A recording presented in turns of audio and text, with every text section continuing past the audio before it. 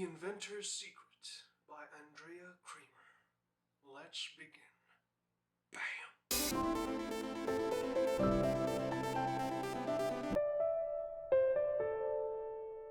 So, The Inventor's Secret. What is it about? Well, it's steampunk. Myself, I love steampunk. The steam, the punk, everything. See? Professional. I know everything. But seriously, I love this concept of steampunk because it brings both things I like in the 19th century, the Industrial Revolution, and there's like a twist, a lot of shining metals. What don't you like about that stuff? I mean, it's just beautiful. Everywhere you look at it, it's just beautiful. And this book is kind of interesting, to say the least, because it has elements that is both intriguing and also disappointing. It has elements that makes me go, yeah, I'm gonna keep watching this forever, and also has elements that say, okay, so what? So let's discuss it. What is the story about? Begin. So in this review, I'm not going to spoil a lot of things. I'm just going to talk about the whole story of it. I'm not going to tell you too much about it, so I'm not going to ruin anything. So yeah, let's begin. You get introduced to this girl named Charlotte. Now Charlotte is part of the resistance. What is she resisting against? Thank you for asking, nobody. She's resisting the Empire. The Empire is London.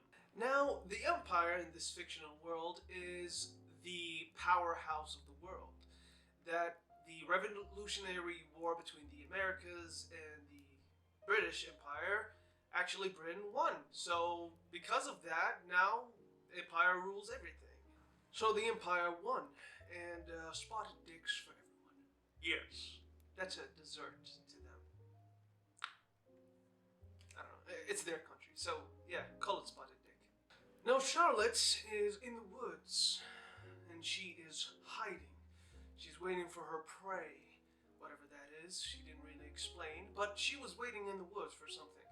And out of nowhere, this kid just stumbles and falls into her trap. She lunges, she's got her sword at his face. She says, "Who are you?" And he says, "I don't know. I don't remember." What? Interesting. And she says, "What are you running from?"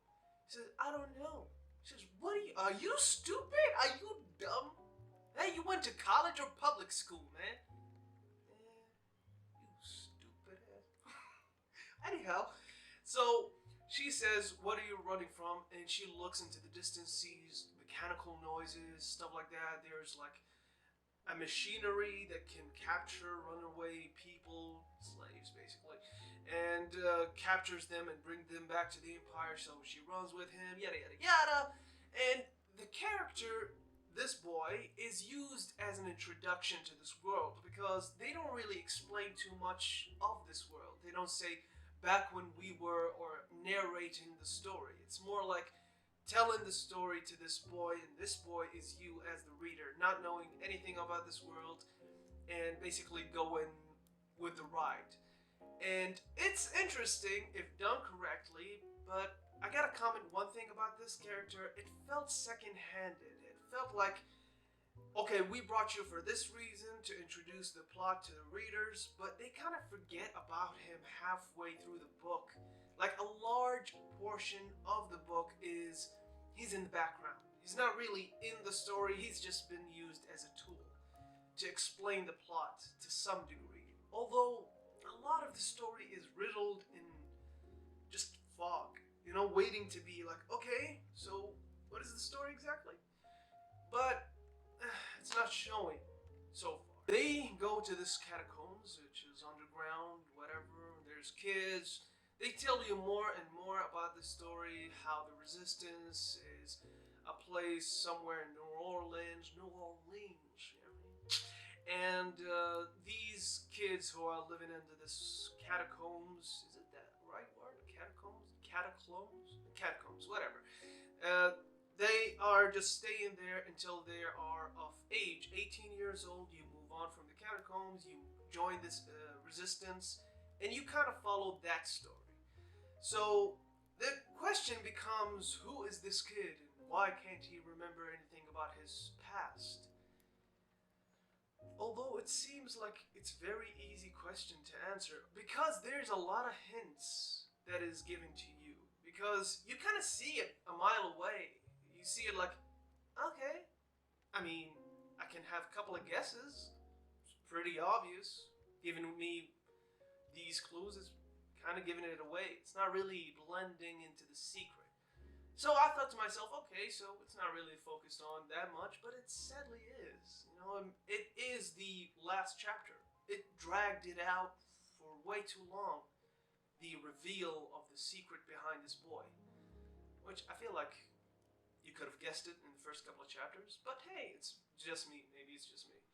And yeah, then she is told that she must go to New York, the floating city, which is floats basically. I don't know. It's crazy book. It's a crazy book. But that's one thing I didn't really like about it.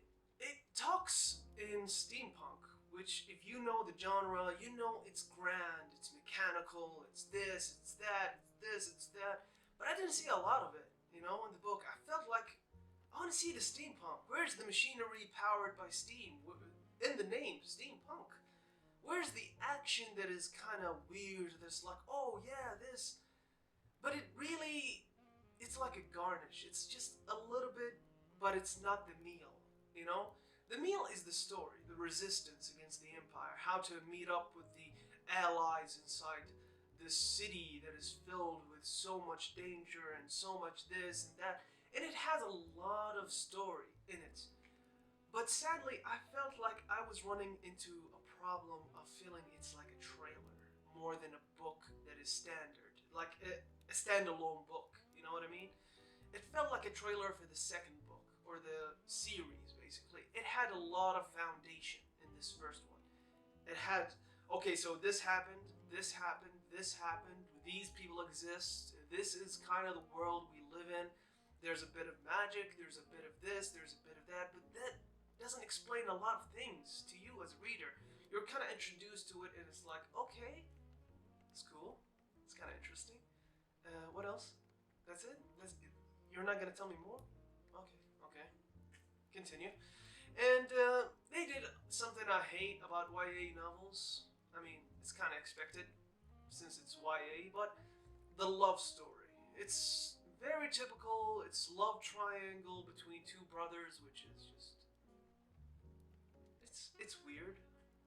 It's weird. But hey, you know, if you like that stuff, you're still a weirdo. I mean, why? Why? God. But thankfully, it's not really a glue in this whole thing. It's not the main story, the love. No, it's more like a side story. So I felt like, okay, at least we have that, you know, rather than having like a dedicated book talking about, I love him, he loves me, but we don't love each other because of that one thing that happened that one time, and because of that, we must break up. But I still love him. It's the same thing, you know. It's not really something you like, oh, is this new? No. It's gonna end in picking the obvious guy, and it's gonna have like a generic, oh my god, I still love you. And it's like, okay, whatever, I don't care. But the world itself is interesting. So I'm torn in this book. I'm torn, like, it has a lot of great things, but it also has a lot of blah, like I said in the beginning. So how do I rate this book? How do I convince you of to read it or not read it? Because I'm really torn. It's great threads to follow. Like, there's a lot of story in the background that you like, yeah, I want to see the ending of this. But it also has a lot of moments that you're like, could you follow up with this? This is actually interesting. So it has that problem. It gives you a lot of things. It's a foundation book. It's not really a book that has an ending. The final, like, part where the secrets is kind of unveiled, again, it's like, it's pretty obvious from the first couple of chapters. And it doesn't have an ending. It has a cliffhanger. So if you don't want like a cliffhanger book, don't read this one. If you want a book that is a long series and you want to like waste time that is kind of enjoyable from just the talking, the action, the characters, yada yada yada, I would recommend this book for you. But if you are easily like bored and you're like, okay, let's get to the point already, I'm bored, this is not your book for you. It held my attention. I wasn't like, this is meaningless talk. It had a lot of meaning, but it was just setups. This setting up for this and this for this and this for this. And I kind of felt like, okay, where's the ending? But I didn't have it. So that's my thing about this book. It is just a trailer for the second book. So I hope for them from the second book, it's not a trailer for the third. You know, I hope it actually used this book as a way to be like, the world is so complex that I'm trying to build that I need an entire book just to give you that world. I hope it's not like, hey, we did this foundation, now we're gonna make another foundation for another book.